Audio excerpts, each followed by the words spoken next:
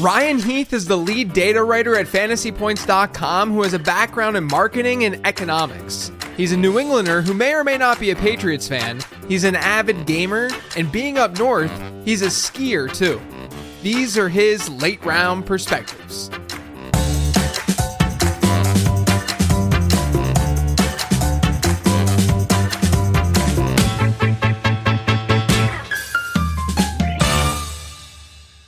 You know, it's cool to see some young blood, some fresh blood in there, man. You know, I celebrated my birthday yesterday, and I'm at the age now where I don't necessarily look forward to getting another year older, you know, because it's just, I feel the age now. Like I look at the number and I'm like, man, this is bizarre. And then I realize that I'm just torturing myself by having you on late round perspectives today on the opposite side of the spectrum, where you're still hanging out, man. You get to celebrate all those birthdays. You don't have to worry about getting another year older. But it's great to have you on, man. I'm really, really excited to chop it up. Like a lot of the data folks that I've had on over the last year or so, whether it's Dwayne McFarland or whomever, sometimes the show sheet that I send, you know, we go in a lot of different directions. So hopefully you're cool with that. Yeah, no, of course, whatever you end up wanting to talk about. But yeah, happy birthday. I do feel you on the age thing, though. Like, I'm 25 right now. It's getting to the point where I'm close to like calling NFL players that are the same age as me. Like, they're getting close. Yeah. I don't know, a couple more years in their primes. Like, it's really going to hit once I'm like 28, 29. And I'm start saying like, oh, well, this running back, he's about to hit the age cliff, just like me, apparently, because we're the same age. Trust me, it only gets stranger. You know, I'm writing the prospect guide right now, and I turned 37 yesterday, and I'm writing the prospect guide, and I'm like calling, you know, Trey Harris old for being a wide receiver prospect. He's 23. I mean, the dude is like, yeah. When I was 23, I felt invincible. Like nothing. Now I get the stomach flu earlier this week and over the weekend, and I'm just down for days. I can't even recover normally. So yeah, man. I mean, it's definitely a nice little wake up call. So I feel you with the 25 thing, but give me a break. You're 25. You're fine. I guess it's not so bad. Yeah, definitely puts it in perspective. Yeah, right. Look, I like to open up with guests, especially folks who I haven't like talked to one-on-one like this before. Talk to me about you and again, how you're doing what you're doing right now. You've been crushing it. Like I said, lots of awesome content. I love to consume it, whether it's your tweets or some of your articles and stuff over on Fantasy Points. So talk to us about your background a little bit and what got you into fantasy football and how you now are with Fantasy Points doing the work that you're doing. Yeah, so kind of how I first got into fantasy football was just having a league with a bunch of my high school buddies. I was probably like 15 or 16 when I first kind of really started getting into it. And how I guess first kind of got into the fantasy content and writing and all of that was, I don't know if high schools still do this. They probably should. But my senior year of high school, I had to do basically a senior project. So what they would say was you have to learn a new skill or spend like a certain number of hours on something you've never done before. And my like senior project was I wrote a very bad blog of doing like waiver wire picks this would have been like 2017, 2018, around there. So I was just like posting them to the fantasy football subreddit, had a lot of fun with it, got like decent responses. Again, guys, please don't Google this. They're really bad. I don't want anyone reading that stuff. But yeah, I just kind of fell in love with it, and it took off from there. Really, after I graduated college with like a marketing and economics degree, I was like, you know what? This stuff is fine. Like I can work like a normal kind of desk job like this and it's okay, but I really like the fantasy football stuff. Let me actually like make it a priority to put time into it and start taking it seriously and see kind of how far I can bring this. And eventually my work got in front of Scott Barrett. And it kind of went from there. Like, he really took me under his wing, made me a much, much better writer than I ever was before. And yeah, over at Fantasy Points, they basically needed content and promotion, and just like breakdowns of a lot of the new stats that they were creating, like through the Fantasy Points data suite. So yeah, it was kind of a perfect fit. It just worked out really well, for both me and them, I think. Yeah, first off, this is like, it's so cool to see this kind of thing happen where, I started at Number Fire back in 2013, and Barrett was one of the, maybe like one of the first 20 or so freelance writers, because we had a ton of freelance writers at the time, and people would come and go, all that kind of stuff. And Barrett was one of the first probably 15 to 20 writers that we had that I'd brought on. It's cool to see, like, I was helping Barrett out a little bit. He had talked about it on Perspectives before too, which is why I'm okay with talking about it here. But I had helped Barrett a little bit. And then there was this one article that he wrote where everything just really started clicking for him. And then he just like rocket shipped. But it's awesome that like now he's helping you out in that way. That's what's so awesome about this space, man.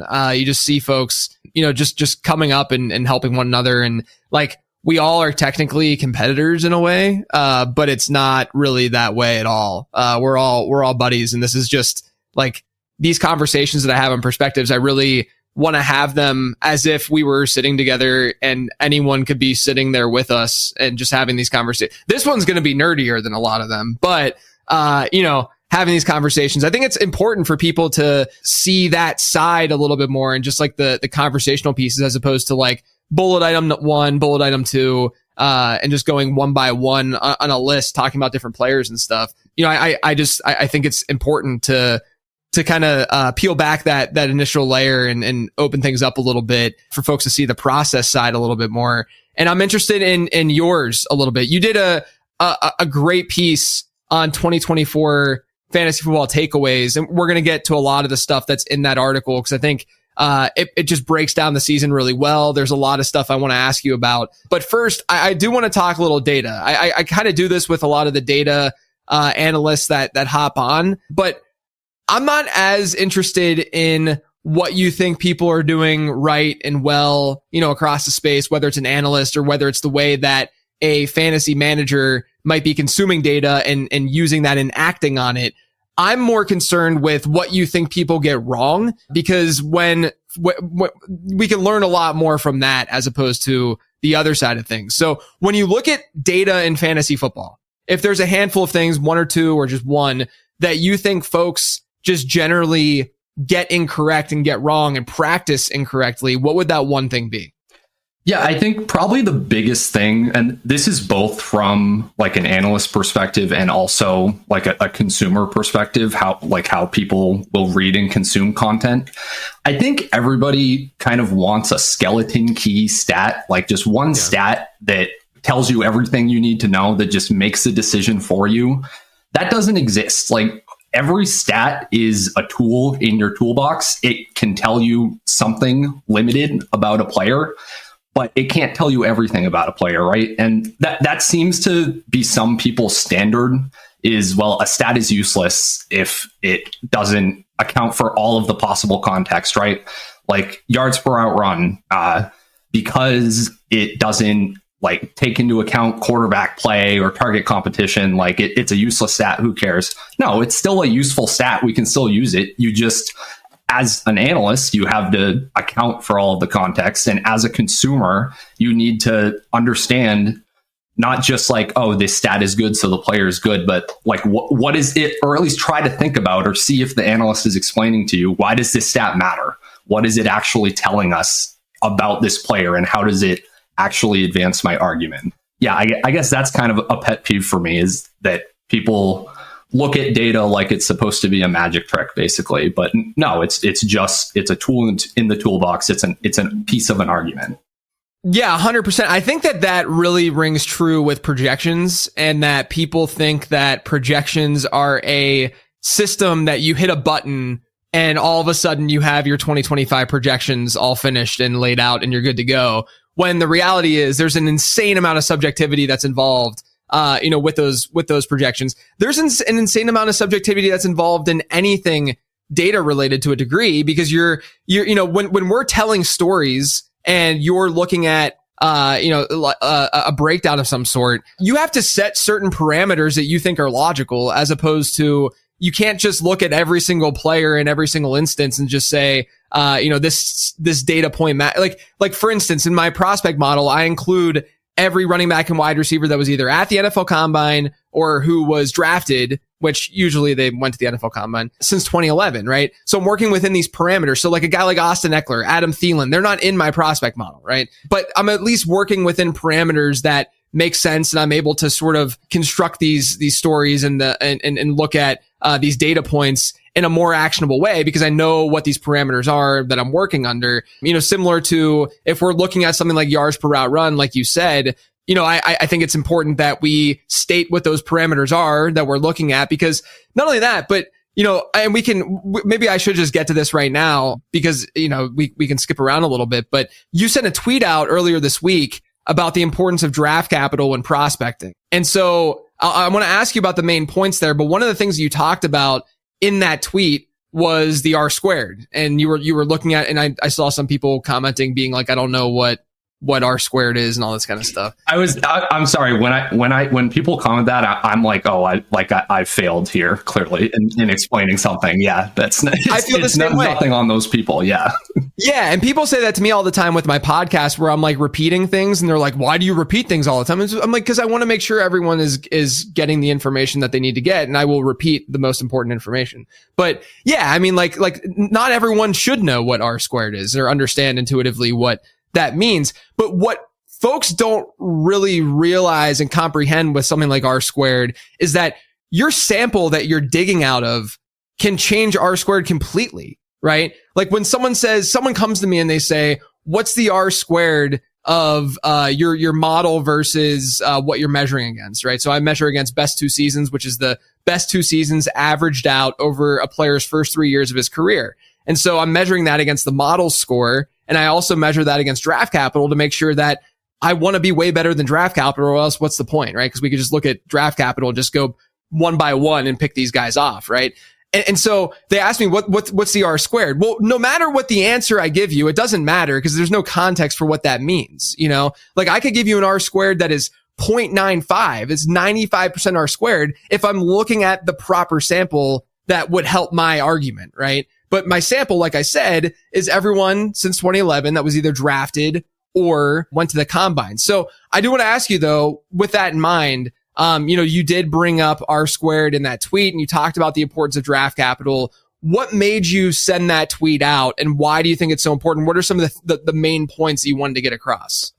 Yeah, so I wasn't planning to get into this, but since we're talking about R squared, let's do it. Let's do it, man. Yeah. So my kind of main point with that tweet was, look, NFL teams are generally pretty good at what they do in scouting players. And also they're incentivized to look like they're right? They want players, especially running backs that they drafted highly, to get a lot of production, to play a lot, right? They're naturally going to give these players a lot of chances. So us as analysts, if our job is we want to be as correct as possible in terms of who's going to score fantasy points, then we should be using that information. If that's our single best data point for predicting a running back's production, or a wide receiver or a tight end or any player, then yeah, I'm going to use it. I'm not going to, I think one thing I do pretty well is understanding what I understand and knowing what I don't know. I'm not good at looking at a running back's tape and breaking down all of his traits and saying, this is what's going to lead to NFL success and this is what's not, right? Full disclosure, no one should ever be taking film takes from me as anything particularly seriously, compared to all the incredibly smart people in the industry that do that, right?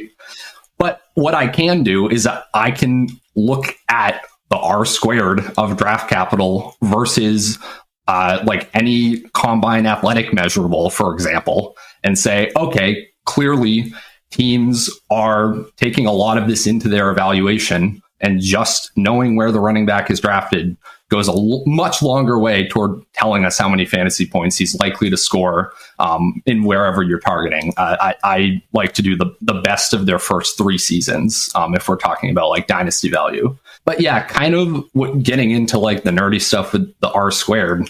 My point in that tweet was the R squared for a running back's draft capital, like to the best of their first 3 seasons of production, was actually higher than the typical R squared you're going to get from a running back's fantasy points per game from year to year. Now, of course, those are different samples. They're different things that we're kind of testing, right? It's year to year stability versus projecting out over 3 years. But just knowing that and having that comparison in our head, that should make us think like, man, if draft capital is more predictive of production than a season of actual production, we should really care about this draft capital thing probably, right? So that's kind of where I was hoping to push it. And I really think that the best like analysis you can do around prospects is it either needs to heavily take draft capital into account, or you need to be purposefully looking for where you think the holes are in the predictiveness of draft capital. So, for example, in fantasy and PPR leagues, we care a lot more about running back pass catching than an NFL team drafting a running back necessarily is going to, right? We also see very consistently NFL teams just love drafting really speedy wide receivers, even if they have never shown an ability to command volume in college.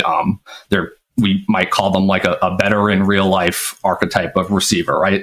They take the top off a defense. That doesn't mean that they're going to be really useful fantasy assets, right? Even if they're drafted highly. So just kind of looking for ways that draft capital, because it's targeting something different, right? For NFL teams, they just want useful real life players, as opposed to us in fantasy. We want our volume and our targets and all of that. So yeah, just kind of looking for ways that draft capital doesn't get the whole picture, I think, is how a lot of analysis should be framed right now.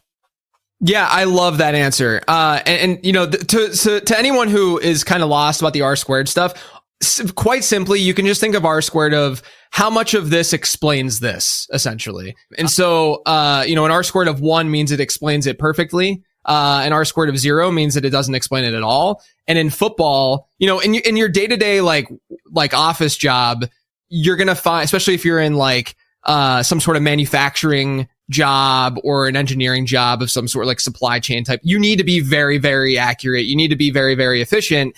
And I mean, you ideally would be with football, but it's just impossible. So, you know, your R squareds, if you're working with like R squared in an office space, they're going to be 0.95, you know, 95% or higher. Whereas with football, when we get a metric, you know, again, this all depends on the sample that we're looking at, but like we're fist pumping whenever we get 40%, you know, 0.4 to 0.5 type R squared. Like that's a really, really big deal when it comes to like a metric of some sort. Again, that's all shifted and changes based on your sample. Like I was saying earlier, like for instance, my model will get less predictive when I take out all of the undrafted players. And that's because all of the undrafted players are mostly just bad in fantasy football. When they're in the sample, that increases my R squared because the model is becoming more predictive because it's saying, hey, you went undrafted. I know you're probably not going to be very good. You know, Jalen Coker's aside.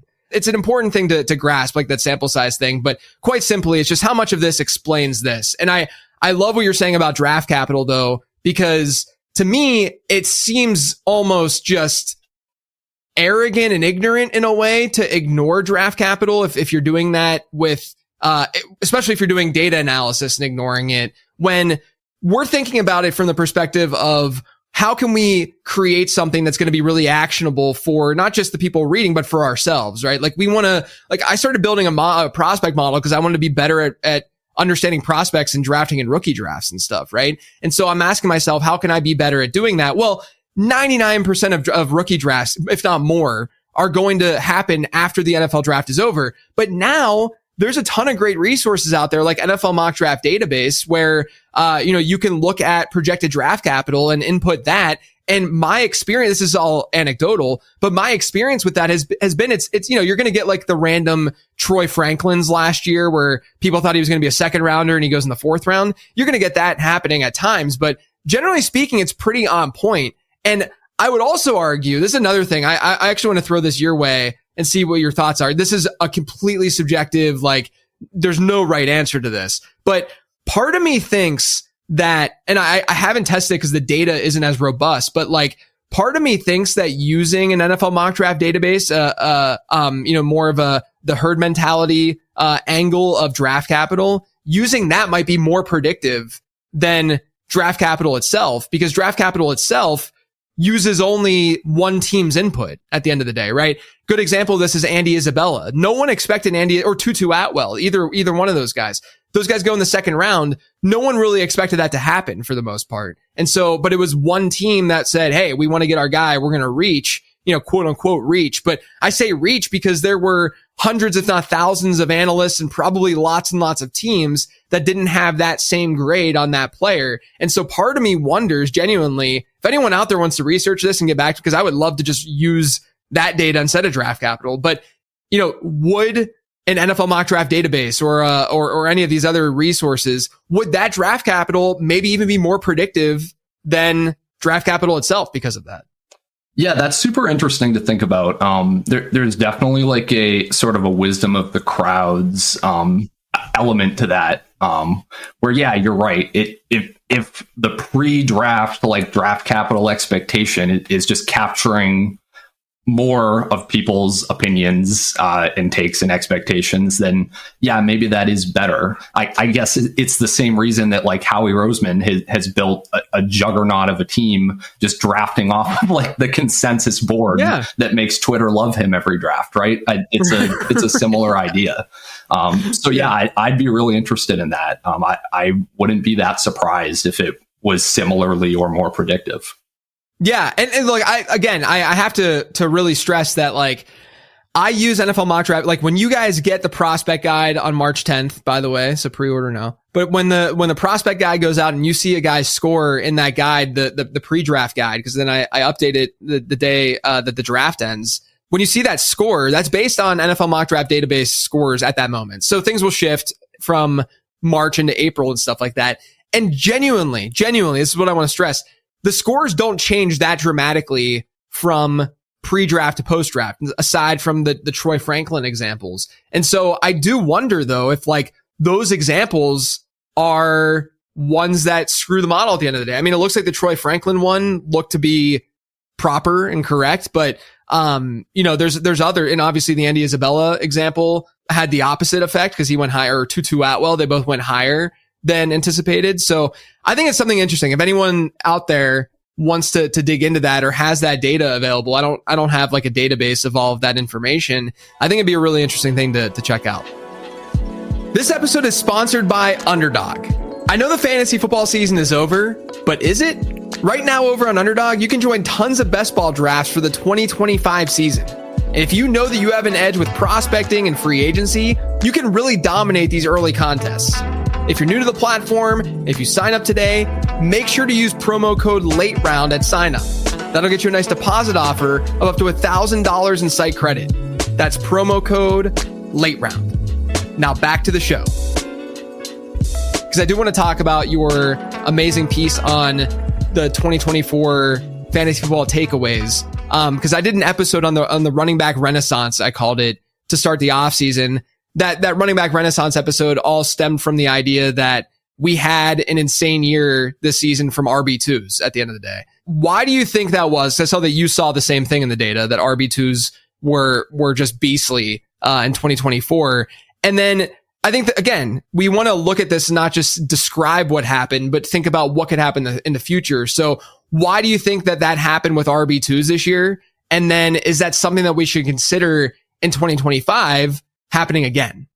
Yeah. So first I want to say that I listened to that episode kind of as I was working on this piece, and anytime I do that, JJ, and you give like a take like that, I'm like, oh my God, like I was going to get to that by myself, maybe, or maybe I wouldn't. But now I'm like, I feel like I'm just coming to the same conclusion as JJ and copying JJ.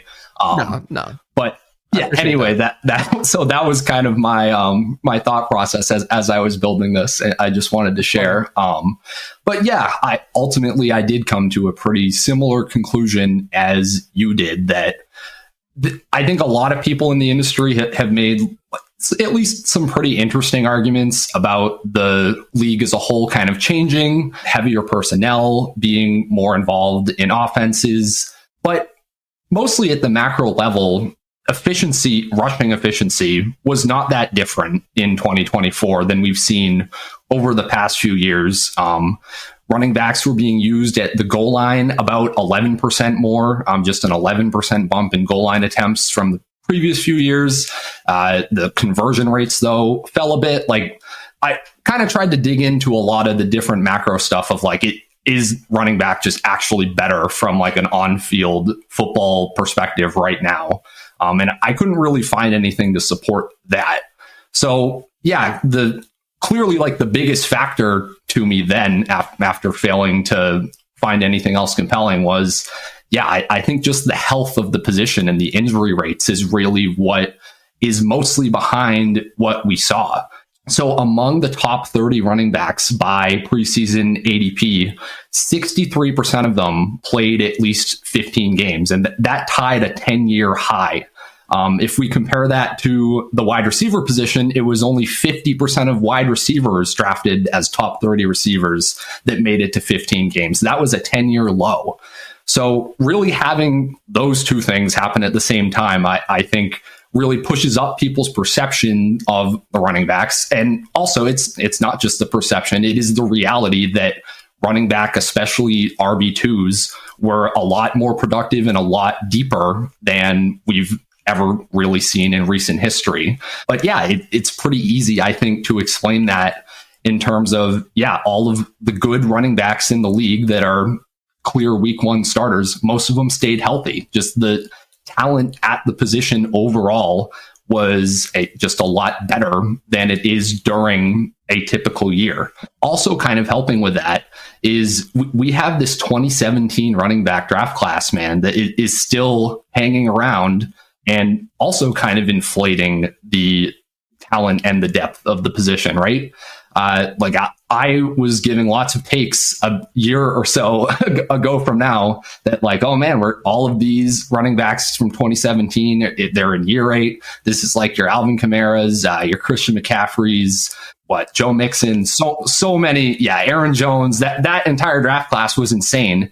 And not only were they elite and insane at the beginning of their careers, but most of them are still around and still maintaining these lead back workloads in the year 2024. And because of that, we just have more talent than we typically would. That draft class made up 4 of the top 20 fantasy running backs this year. The 2022 and 2023 classes had 4 running backs each in there. No other single year had more than 2. And if you kind of throw them in with like Derrick Henry plus Saquon Barkley right before and after them, a lot of the talent in the league is just thematically older right now than we've seen at different points over the last decade or so. So yes, I think that's part of the reason why we have so much depth, because we still have that special draft class hanging around.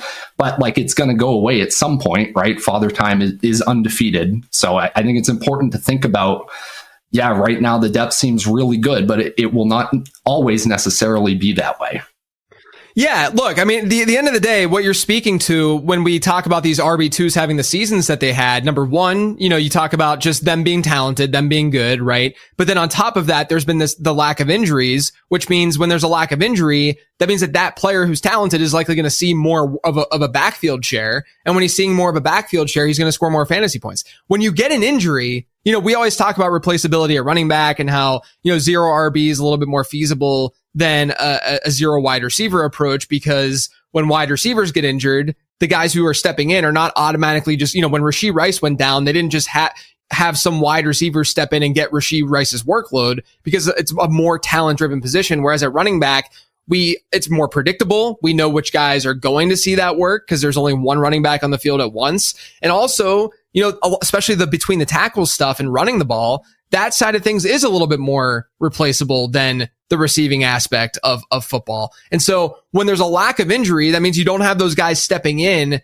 and, getting work. But even the guys stepping in, they're not going to see, if Josh Jacobs went down, never was a backup in Green Bay going to see the exact same role that Josh Jacobs did. The idea is that maybe they could get 80% of where Josh Jacobs was or something like that. Maybe Jacobs is a bad example, but it's that idea that a backup running back won't get as many points as the starter would, but he can still give you a serviceable number of points that you don't need to invest in the position. That's where that whole idea of zero RB comes into play. And obviously that didn't happen much last year because there weren't many injuries. So a lot of the fantasy points were going to very, very few players, which then increases the RB2 pool. But you're talking about the 2017 class. I looked at my model. I would say that this 2024 class, or 2025 class rather, definitely not the 2024 class. This 2025 class at running back looks like a top 2 or 3 one since 2011. It looks really, really good on paper. And the question I have for you is that, obviously there's an influx in talent that's coming in.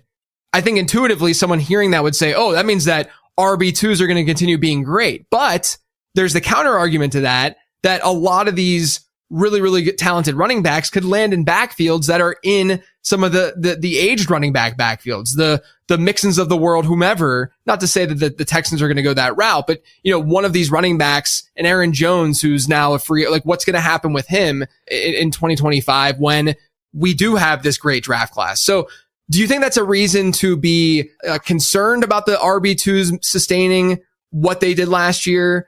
Do you think it's kind of a moot point, or do you think that because the talent is there, we're actually going to be able to sustain the RB2 stuff? Yeah, it's very interesting to think about. And I agree, it can kind of go a few different ways. So yeah, definitely the old guys could be the ones who kind of absorb all of this talent coming in. That can create committees, and it could just be an instant crash of fantasy production no longer being concentrated into all of these clear starters, these clear workhorses, right? Or the old guys could hang around for another year or two. A bunch of these new younger guys could come into their own backfields, and we could have an even bigger explosion of running back fantasy production, right? I can't sit here and tell you that with any confidence here in late February, but I do think it's important to think about the different ways that can go. I always want to be, whenever I'm doing any sort of data analysis, I want to be thinking about behind it, what's driving this most of the time is just the overall talent profile of the running backs in the league or whatever, the players in the league, right? That's ultimately what's driving, there are all of these split backfields, or they're all RB2s were amazing this year, or whatever it is. I guess one thing I will say is, I talk about this with my Dynasty Points co-host, Jacob Sanderson, a lot, who you've had on here. I think right now in the NFL, there are certain teams that really value the running back position a lot, and then certain teams that don't really value it at all. So a good example here is last year, nobody would have looked at the Packers after they signed Josh Jacobs and expected that they would be one of the teams to draft a running back on day 2, right? You wouldn't just pick them out as the team that would do it. Or Blake Corum, the Rams spending a day 2 pick on a guy that they ultimately aren't even going to play, right? Some of these teams just really value the running back position and want to have a lot of depth and want to have a lot of good players at it. And other teams don't. It was years that people have been saying, well, the Cowboys are going to draft a running back. The Cowboys are going to draft a running back. And it's Rico Dowdle that stumbles into a workload there in 2024, right? So when you have all these teams that really value it and a lot of teams that don't, the running back talent eventually in the league probably makes its way to the teams that do value it. And you go into the 2025 draft, if the teams on average that have good running backs value running backs the most, they're probably going to be the ones that are drafting the running backs, right? Especially if the gulf is so wide between teams that do and don't value it, that some teams just will never take a running back before day 3, then it could be kind of what you're saying of maybe a lot of these really elite prospects just end up behind a clear incumbent starter that is not going to be easy to push aside in year one. Yeah, I mean, look, I think it's almost inevitable that we'll get at least like one of these top 5-6 running backs or so going to a team that where they get Charbonnayed, right? Where they go to a team that has a Kenneth Walker type or someone who's like maybe not S tier, like maybe not the absolute best, you know, in the league. Like I'd be pretty surprised if Atlanta goes really heavy, you know, to get a running back, but you know, if you're thinking about like the next tier down of running back, I think that there are teams that could go that route, and that's going to ruin someone. That's either going to ruin the incumbent or it's going to ruin the guy that the prospect that we love, right? And it's unfortunate, but that's just kind of I mean, when you have enough talent to go around, that's just how things kind of break at times. I mean, this isn't really related to anything that we were going to be talking about, but one of the things that I think in Dynasty that you can win from a market perspective is typically just going against the grain with what the market is assuming at the running back position with a team, right? So like I go back to a handful of years ago, I remember talking about Atlanta when they didn't draft a running back, didn't do anything at the position when Mike Davis was their starter. Now, I didn't like Mike Davis that year, but if you had Mike Davis and you spent literally nothing to get him right before the draft, you at least got that addition in value pre and post draft, and then you could flip them and then you could do something, you know, you're gaining value. That's the name of the game. It's not about getting production in the offseason because that's impossible. We're looking just for value gains. And I think a way to do that is by looking at the market and saying, where are there backfields that people are kind of assuming, you know, another player is going to take over and be a pretty big asset in that backfield. I mean, you could maybe see an example off the top of my head being like Jaylen Warren in Pittsburgh, where people are just making the assumption that they're going to spend, you know, do the Najee Harris thing again and, you know, spend a first rounder on a back. You know, I know Ashton Genty was just mocked to them by Jeremiah earlier this week. That's all very possible. Like this is just playing probability from the perspective that, you know, chances are with Warren, the Steelers are probably going to get, let's just say like a mid to late day 2 pick, maybe even an early day 3 pick because the class is so deep.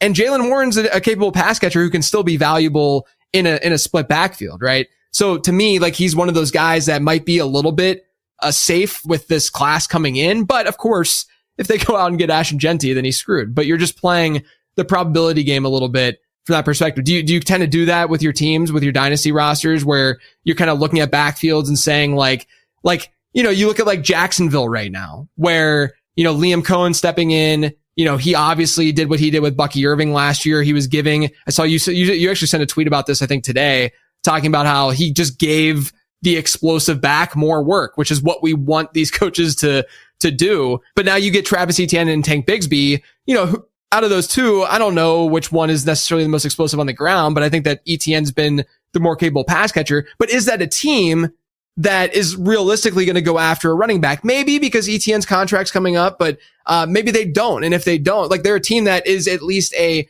candidate to not go after a high-end running back. And therefore those running backs would be safer, like from a value perspective. Do you think about that kind of stuff whenever you're managing your rosters? Absolutely. Yeah. So yeah, I'm glad you brought up the Jaguars as the example. Cause yeah, that's been on my sort of mind today. We do this thing in Dynasty where like through the first half of 2024, the prices on Tank Bigsby were insane. People were saying you have to go out and get Tank Bigsby. Oh my God. He's so explosive. Like he's the next running back breakout here. Now you fast forward to now and it's like, okay, yeah, Bigsby's rushing metrics on the ground mostly blew out Travis Etienne's last year. You can say that he was playing hurt for a lot of the season. You can say that Bigsby has never shown an ability to be a pass catcher in the NFL. He had like 2 games above a 20% route share or something like that, just not even with Etienne being out. So yeah, obvious concerns outside of, well, they could both just get replaced by a running back in the draft. But yeah, I think now we're sitting here, and just because the draft is like right in front of us, I think everybody is quick to write off like the Tank Bigsby's, where it's like, well, no, guys, that was like the whole thesis is maybe an explosive player is going to take over a backfield. Now you can make that bet at a lower cost. You can get him for like a late second or an early third. People want to be selling these running backs right now. So yeah, I mean, why not? It is an obvious risk, but yeah, that's something that you can make a profit on and turn around and sell after the draft if it works out. But kind of to that point, I try not to run my dynasty teams quite in that way, because while yes, I think you absolutely can kind of profit by dealing in information in the offseason like that, especially if you're really plugged in like we are. It's something I have a hard time recommending other people do, because for one, most dynasty leagues are not as active as we seem to think, or as the leagues that we as analysts will play in, right? I think most people are in one or two dynasty leagues, maybe with like a bunch of their friends, probably not a lot of activity happening like right before the draft. Things usually will flare up around like rookie draft season, but you don't always have the liquidity to move off of a player at like a small profit if you don't like the player as a long-term bet, right? Yep. So I just think it's important to like make that clear that while that strategy can work, like you have to understand your league and your capabilities as a manager. Are you going to be that active enough and able to get those types of deals done to even take advantage of it in practice? Yeah, it's not day trading for the majority of people. Like you can't just like get an asset, flip them immediately, keep flipping, go. A lot of it is hypothetical talk, and that's what I love about your content is that, and I try to do the same with mine, is that we can say what we want and make these hypotheticals. And, I like the Mike Davis one was an actionable thing because I felt strongly about it, but just saying that there will be backfields that aren't interrupted and that will sustain value and gain value after the draft because it's being baked in right now that someone's going to be added to it.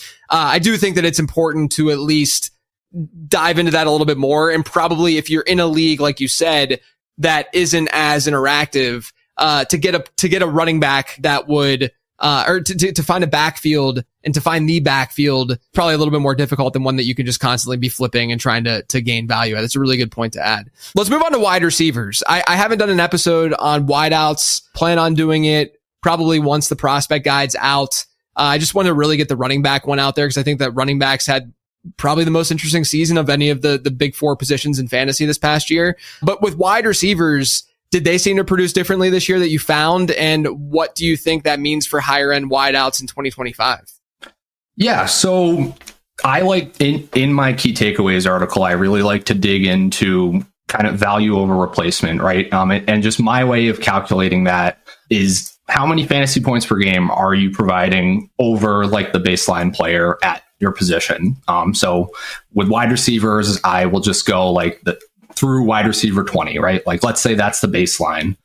This year, there was only really one high-end elite wide receiver that is giving you a lot of fantasy points over that baseline. It was Jamar Chase, right? 9.1 fantasy points per game over the replacement, right? But looking back to the last couple years, in 2022, there were 6 wide receivers that were giving you over a 5 fantasy point per game advantage over the baseline, right? In 2023, there were 5 receivers, right? So, I will say those 2 years were 2 of the better wide receiver years that we'd had in the last decade and change. But again, going back to like the talent discussion we were having, we had just had some really good wide receiver draft classes over the last 5 years, especially just kind of in general. So that made sense to some extent. It came crashing down this year. And I think, again, just like at the running back position, a lot of the story can kind of be told by just injury rates year to year, right? So I already said that it was a decade worst result in terms of wide receivers staying healthy. But we just saw pretty much exactly the same thing happen with the quarterback position in 2023 and then going into 2024, right? In 2023, only 53% of top 15 QBs got to 15 games played. And we were having kind of a similar conversation of like, oh, wow, the quarterback position just in general kind of sucked in 2023. And we were sitting here saying, well, what does this mean for the early round and late round quarterback strategies and everything? But as it turned out, in 2024, everything just kind of went back to normal for them, right? 80% of top 15 QBs this year made it to 15 games, and nobody was complaining about quarterback production in fantasy this year, right? Unless they drafted a lot of Dak Prescott in their best ball drafts, yeah. Exactly, yeah. And that might have been me as well, but yeah, there were plenty of high end producers, plenty of late round guys, but it was quarterbacks staying healthy that kind of just 100%. Made us forget about that immediately, right? So just zooming out at the receiver position, I kind of want to be in the same mindset of what we saw last year was very much like on the low end of outcomes for the receiver position as a whole. I mean, among like the top 20, these are the guys that missed at least 5 games. It was Puka Nacua, T. Higgins, Nico Collins, both the Eagles receivers, and Stephon Diggs. Obviously, you had Rashee Rice and Chris Godwin both scoring at top 3 rates at the position before they had season-ending injuries very early. So just with like a kind of a turnaround in injury fortunes, it's really easy to see how we could have had 4 or 5 or 6 guys really providing that elite production on a week-to-week basis at the receiver position. So yeah, I don't think I want to. I think it's really important in fantasy to not like just chase last year's macro results. Like I feel like every offseason we kind of have like the zero RB versus like the robust RB or hero RB debate. And very often people's justifications kind of come down to, well, this worked last year, but like what worked 2 years ago? What worked 5 years ago? Like every year is like its own special snowflake. Like I don't want to just be over indexing to the most recent outcome. Because again, it all just ties in with the randomness of injury rates, the differing talent profiles at each position. I think people kind of become very reactive, and I try not to do that. I also think that people overstate the differences of like trends from one year to the next in terms of like what a draft looks like, right? Like you're going to see, you know, like this past year, we saw more wide receivers getting drafted early than running backs, like more than we saw the previous year, more than the previous year. But oftentimes when we look at that analysis, we say, well, back in 2012, this is what it looked like. It's like, okay, but we're not going from 2012 to now. We're going from 2023 to 2024 and then 2024 to 2025. And when you're reacting based on that, the changes really aren't that dramatic. They're not nearly as big as people were like, oh, last year we had to go robust RB. This year we go zero RB. It's like, you probably don't have to make that big, that drastic of a change year over year, which is why I mean, in my opinion, all the research I've ever done has pointed, especially in like a full PPR, you know, flex league with 3 wide receiver starts.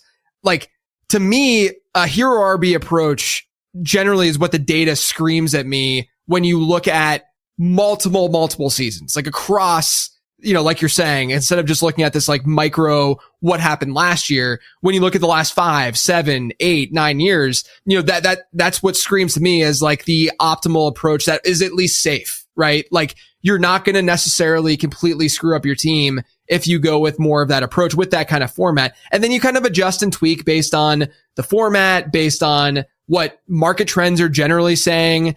But again, it just goes back to what you're kind of saying. It's like, let's not overreact the way that we overreact. I think that oftentimes you're better off like finding, you know, you know, I don't want to say going down the route of let's just pick the right guys, because I think that strategy is still unbelievably important in fantasy football. But I think finding tools and strategies to get to that conclusion of getting the right players based on market trends, based on talent profiles, all that, and all the stuff that we can analyze, like, that's becoming just as important, and it is just as important as, you know, understanding that strategic side. It's everything, right? So I know that I'm rambling a little bit, but I do think that what you're saying is very correct in that people tend to really overstate and overrate what happened strategically the previous season, and then almost having to do a 180 from that into the following year. I think people live in like the Twitter narratives I guess, more so than they do in like the actual ADPs and the results, because it can't be the case, right? Even if zero RB is like the most popular thing that we're talking about on the internet going into the 2024 season, it's not possible that every team is a zero RB team, right? Especially when you look at ADP, it's definitely not happening, you know? Yeah, exactly. So it's not like going into 2025.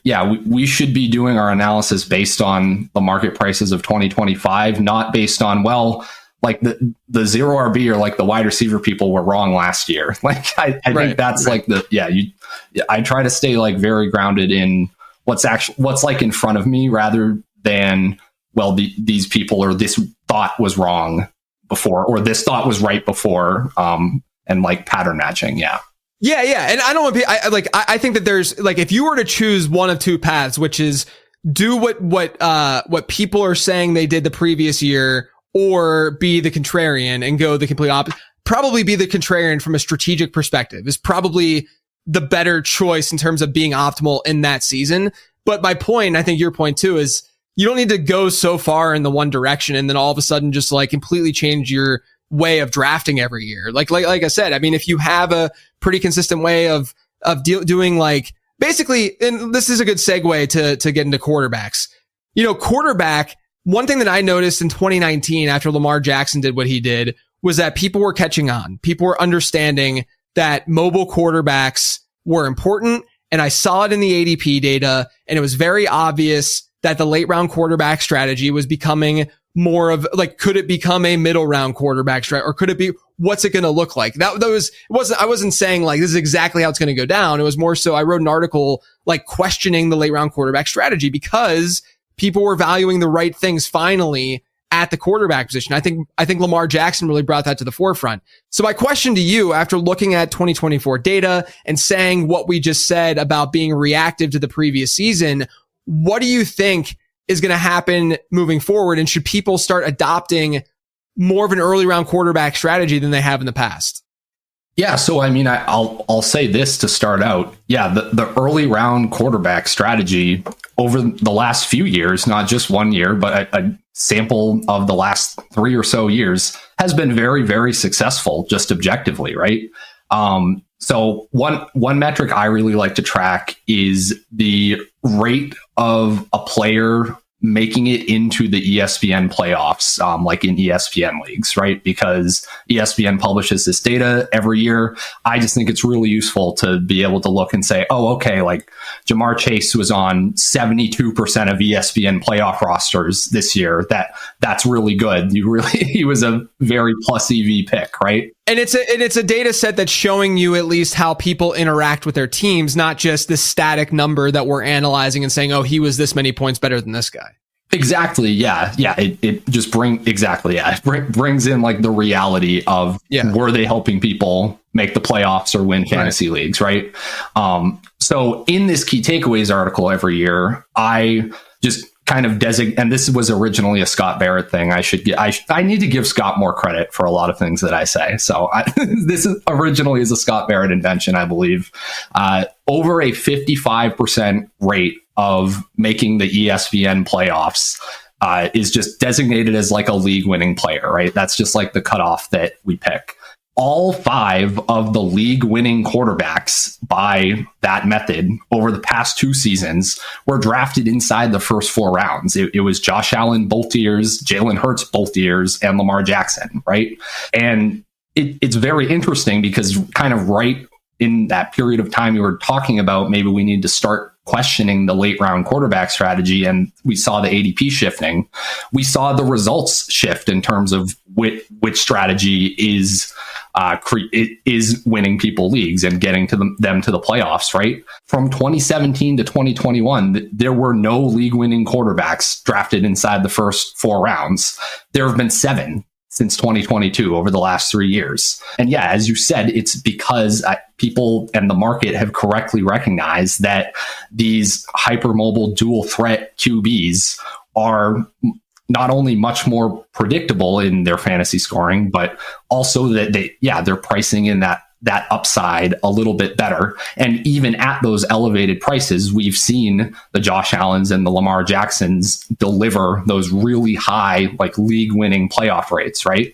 So yeah, I think you should be open to adopting an early round quarterback strategy if we flip over the page into 2025 and those Allens and Jacksons are again available in your round 3s, your round 4s. Because yeah, we've seen these guys for multiple years deliver massively plus EV seasons at that cost. So yeah, I would be happy to just start doing that. It's always going to be dependent on the talent at other positions, right, in that given year. There's always an opportunity cost that we have to understand. But yeah, if you said, Ryan, like you have to point to a player that is most likely to make like your league winner status next year. Yeah, if I have to pick an individual one, I'm probably first going to be looking at those hypermobile quarterbacks.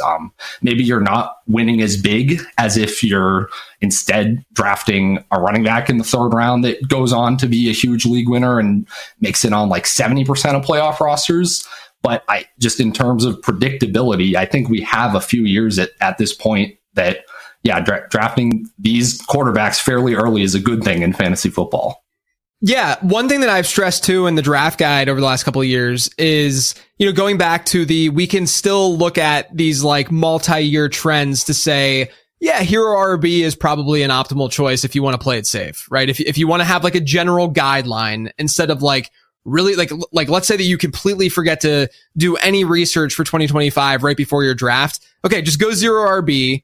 And then the other thing that I would say, hero RB, not zero RB. And then the other thing I would say is in a typical 12-team league, when you get into the middle of round 3, that's typically when you start to see the drop off at running back, when you start to see the drop off at wide receiver a little bit. It's basically when you get into RB2 and wide receiver 2 range, right? Generally speaking. And, there's a slightly bigger drop off at running back. That's the opportunity cost side that you're talking about, where that's easily where you can slot in some of these elite quarterbacks and feel fine about it because you're getting that upside and that edge at quarterback while also not sacrificing the massive downside that you would be getting if you do forego the chance to have a true league winning player at running back. So, yeah, I mean, look, people think like even to this day, they're like, oh my gosh, you're talking about early round. I've been talking about early round quarterbacks for like 6 years, guys. Like it's not a new, I just kept the moniker just for the fun of it. But, early round quarterbacking, when you have guys like Josh Allen, Lamar Jackson, Jalen Hurts, these dual threat players, it's a very, very viable thing, if not an optimal thing at this. But we are still going to be in positions to draft late round quarterbacks. We kind of had one this year in Jaden Daniels, if you want to consider him a late round quarterback, but we also had some pocket passers that ended up doing well. And we're going to have a turnover in pocket passer production every year where 1 or 2 of these late round pocket passers will have somewhat of an outlier season in touchdown rate. They will become usable in fantasy as a result of that. But you wrote about something really, really interesting about late round quarterbacks in your write-up, and I want you to talk about that a little bit. Yeah, definitely. So it used to be the case where, yeah, late round quarterback, easy, draft the guy that runs and log out, right? That used to be something you could just do. Yeah, in the market. Still, if you can do it, then do it. But it just can't happen. Yeah, absolutely. If there's a Jaden Daniels there available outside of the top 100, yeah, you should probably be drafting a lot of Jaden Daniels. Yeah, absolutely. Would not say that that's a bad idea. But because the market has kind of pushed up a lot of these viable hypermobile quarterbacks into the earlier and middle rounds, yeah, we're kind of left to pick through all of the pocket passers. And as you said, just one of the biggest factors in a fantasy relevant season out of a pocket passer is, okay, who's going to have a really high touchdown rate this year? That's kind of right. Unfortunately what it comes down to, right? And that is harder to predict, but there are like some patterns that we can see, especially over the last few years. So dropping down to a 45% ESPN playoff rate. So still like a very good selection, maybe not quite single-handedly winning you your league, but still pretty damn good. If we just look at the quarterbacks from the last 4 years that fit that, at least a 45% ESPN playoff rate. You've got two hypermobile guys. You've got Jaden Daniels and you have Justin Fields in 2022. But the rest of the list, CJ Stroud, Matt Stafford 2021, Baker Mayfield this year, Brock Purdy in 2023, Tua in 2022. The very clear connective tissue between all of these guys is the type of system that they're in and their play caller, right? Every single one of those guys that I just listed off had a play caller from the Kyle Shanahan or Sean McVay coaching tree. I just collectively refer to it as the McShanahan tree. A McShanahan play caller is what you want. And if we look at the top 12 quarterbacks from 2024 by fantasy points per dropback, which is one of the more predictive stats we have at the QB position, it's literally the four hypermobile guys, Lamar, Allen, Hurts, and Jaden Daniels, Ben Johnson's quarterback, and then 7 pocket passers in these McShanahan systems. You just had Sam Darnold putting up an insane year, which is funny compared to the thoughts of Sam Darnold heading into the season, right? So if these play callers that we can clearly identify are the ones that have an edge on what the league is doing defensively right now, and seemingly the only ones that have an edge there, why are we not just drafting all of the cheapest pocket passers that are in those systems? Just going into 2025, I think Trevor Lawrence is going to be left for dead. He gets Liam Cohn, who just put together that season out of Baker Mayfield, right? JJ McCarthy is probably going to be drafted later than Sam Darnold finished last year.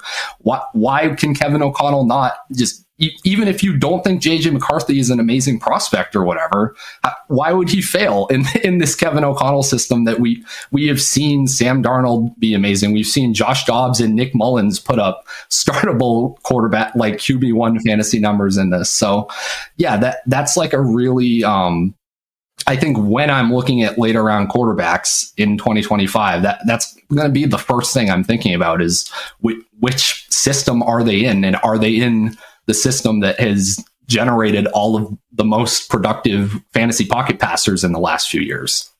Yeah, I love it. I think that's a lot of actionable information that you just threw at folks. Awesome stuff. It was great chatting with you, Ryan. Let everyone know where they can find you and what you've been working on. Yeah, you can find me on X at RyanJ_Heath. And then all of my written work is over at fantasypoints.com. Right now, working on an article kind of breaking down both draft capital and combine metrics and how those kind of interact and what we can do to maybe try to beat the NFL in terms of what are better ways to look at some of these metrics for fantasy football, just kind of updating all of our athleticism models at Fantasy Points. It's going to be a really cool article that will be dropping a few days before the combine. So definitely go check that out if you're interested. Yeah, highly recommended by me. As always, guys, check out lateround.com. Make sure you are pre-ordering that prospect guide. It will go up by $5. The price will on March 10th when it launches. Now, usually I end the show by saying thanks for tuning in, but earlier this week in Pittsburgh, one of the Penguins broadcasters, folks may or may not know who he is, Mike Lang, passed away. He was 76 years old. He had a profound impact on my life just from a nostalgic perspective, right? Because he was just in my ears growing up in Pittsburgh forever. And he's the one who's got all of these one-liners that so many people outside of Pittsburgh have probably heard in their lifetime. But at the end of every Pittsburgh Penguins home win, he would say the same phrase. And that was, ladies and gentlemen, Elvis has just left the building.